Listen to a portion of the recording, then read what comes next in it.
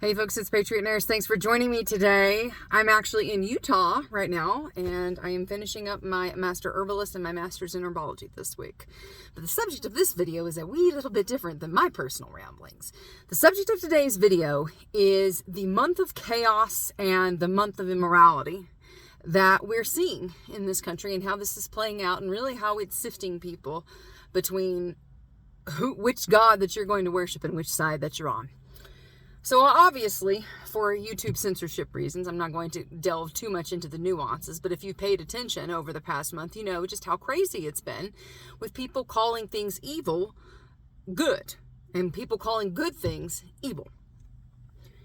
The reason why I bring this up is that now it's at the point where we are being bombarded on all sides with this level of depravity. And where parents in particular are having to shield their children in ways that they perhaps never thought they were going to have to, just to go out in public and having to explain things in public that children should not have to have explanations of in preschool. But here we are. Why does this matter? What does it portend? And what can we do about it? So I want to share a personal anecdote with you about this month of depravity. I went to a mall near me, A, because I'm a glutton for punishment, and then B, because I needed something in particular. I needed an article of clothing in particular, and I wanted to try and find a particularly good article of clothing. So I went into this store, which shall remain nameless, and the store had no external markers out front of aligning with a political agenda that is squarely in opposition to everything that my worldview consists of. And so I go and I find the article of clothing that I wanted to purchase, and I go to the checkout. And lo and behold, at the checkout counter, there's this little sign.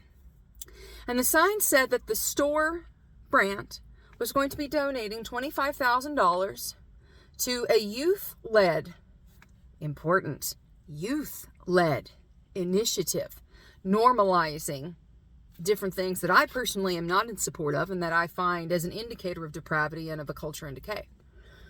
It'd be one thing if this was, we're supporting awareness, right? Which I still wouldn't be cool with. But the thing that got me, a youth-led initiative, read grooming of children for sexual deviance and sexual depravity. And I have my articles of clothing there that I purchased stacked up at the checkout. And the guy had rung me up, and I looked over and saw this sign there. And it shocked me, first off, that they would be so brazen about it being a youth-led initiative. But the second thing that occurred to me was I don't care how socially uncomfortable this is. I'm thinking this in my head. I don't care how socially uncomfortable this is. I don't care what norms I'm breaking or whether or not it's perceived as rude. I will not take my money and my time and my energies and align it with this.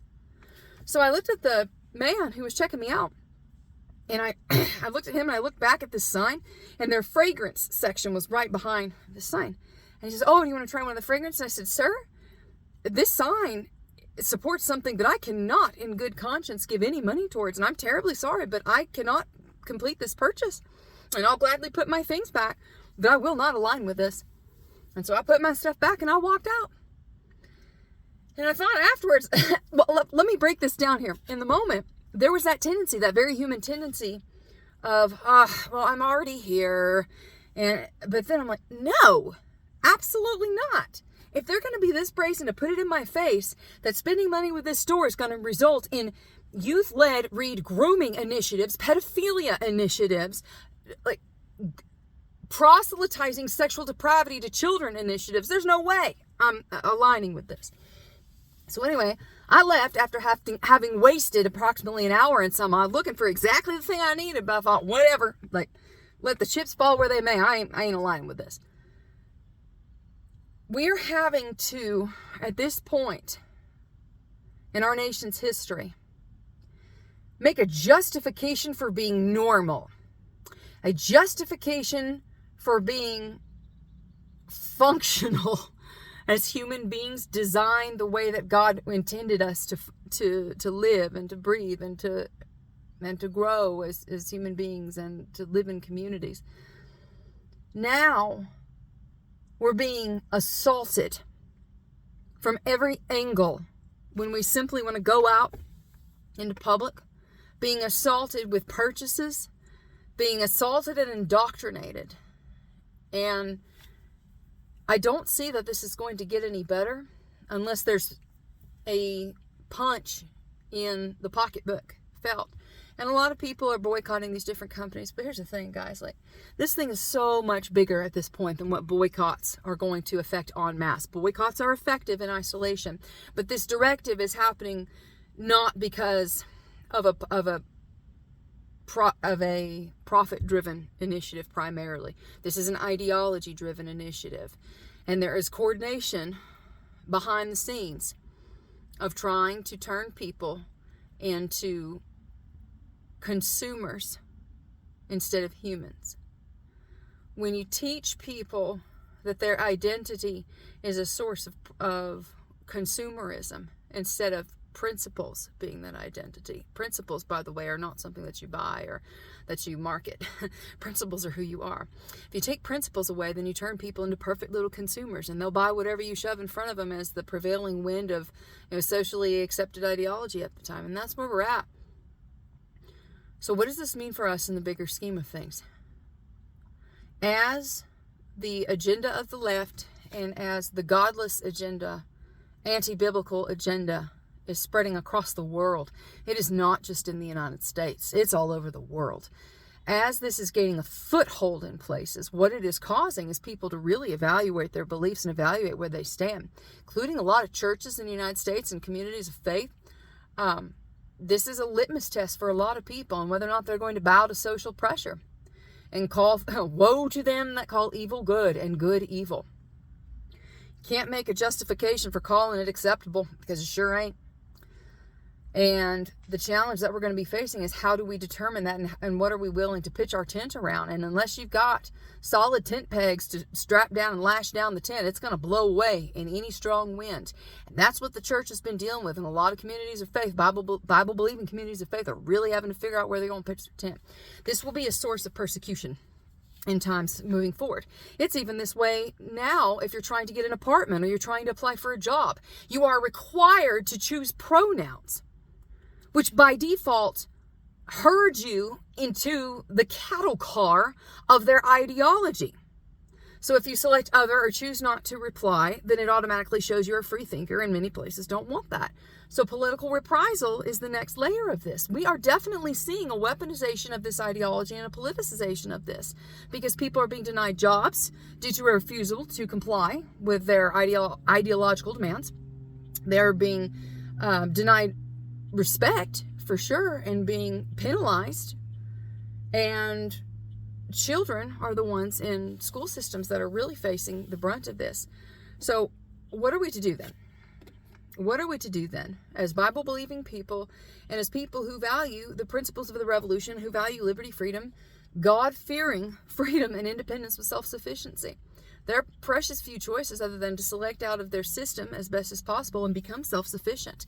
This is one of the reasons why governments fear people who are self-sufficient in health, who are self-sufficient in their defense, and self-sufficient in their food production. If they can starve you out, they can control you. If they can keep you sick and dependent upon their drugs, which make you even sicker, and get you addicted to more of their procedures, which cause even more need for procedures, then they win. And they can deny you care based on your political beliefs or based on your personal choices, which we saw over the past 3 years with COVID. Furthermore, when it comes to your ability to defend yourself, if you can use a red flag law to deny people and to strip their rights away without due process, that's a serious problem, but it's going to become more problematic as the days go on. So the way that we effectively combat this is to make ourselves more of an impenetrable fortress. The way that we do that is with education and with practice. So the beans, bullets, and band-aids, as I've talked about, that's a great way to start increasing your self-sufficiency and your capability, storing up food and embracing a garden and your ability to produce food, but also your ability to defend yourself, carrying your pistol, being familiar with your rifle, being willing to work on it, being willing to drill. Even if you can't practice live, making sure to incorporate dry practice into your regular routine. And then definitely with healthcare. Herbalists are some of the biggest threats to the medical industrial complex, other than fiscal responsibility, because they get so many tax subsidies and a lot of money funneled to them, which I won't go into as another rant. But herbalists are definitely a threat to the structure. They're definitely a threat to the power structure, which is why they don't like people like me and people like other herbalists and Dr. Moms who are caring for their children at home. Because if you're constantly taking your children into their grid, they can assess you and see how many guns does little Johnny's parents have at home, and ask you invasive questions on your children's medical assessment. I'm sure, let me know in the comment section, because I know a lot of y'all have told me in the past that when you've gone to your kid's pediatrician, they have updated assessment forms and intake forms where they ask about firearms in the house and whether or not they're stored a certain way, and just lunacy. So we need to definitely unhook from needing them. And the way that we do that is with education. So I hope the video was encouraging and helpful for y'all. If you did enjoy the video, I hope you'll subscribe to me here on YouTube, Patriot Nurse. You can also stay with me and support me on Patreon, Subscribestar, Cryptocurrency, and PayPal. I got links below. If you want to train with me, I got an online option for you. It's 4 hours. It's $129. You can find that link down below. I also have a class coming up in Knoxville, Tennessee in a few months for the in-person class, and you can find that info at the website, thepatriotnurse.com.